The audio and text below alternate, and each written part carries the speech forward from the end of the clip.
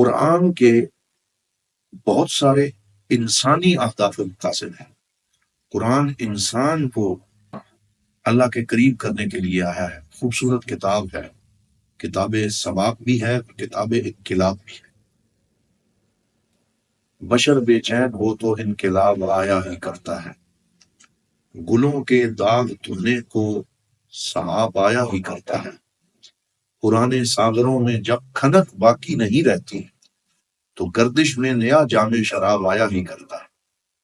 قرآن یہ خوبصورت کتاب ہے جس نے انسانیت کے لیے اللہ رب العزت کے فائنل اور آخری پیغام کو اس خوبصورت شکل میں دیا کہ یہ شفا بھی ہے، نور بھی ہے، ہدایت بھی ہے اور رحمت بھی ہے۔ اور رمضان شہر القرآن ہے، انا انزلناہ فی لیلۃ القدر، اسی مہینے میں قرآن نازل ہوا، لیلۃ القدر میں یہ عطا ہوا، اور اللہ نے اس کو نور، شفا، ہدایت اور رحمت اور فرقان فرمایا۔ اور اسی قرآن کی بدولت تھوڑے سے عرصے میں بکریاں چرانے والے چرواہے پوری دنیا کے امام بن گئے، خود نہ تھے جو راہ پر، اوروں کے ہاتھی بن گئے، کیا نظر تھی جس نے مردوں کو مسیحا کر دیا۔ اسی قرآن سے تہذیبی مذاہب پیدا ہوئے، ایک نئی سویلائزیشن نے جنم لیا جو تمام سویلائزیشن کے غالب آنا۔ لیکن افسوس ہوتا ہے کہ آج ہمارے نوجوان قرآن کو سمجھ نہیں سکتے، اس کے قریب آنے کے لیے تیار نہیں ہوتے، انہیں قرآن مشکل نظر آتا ہے۔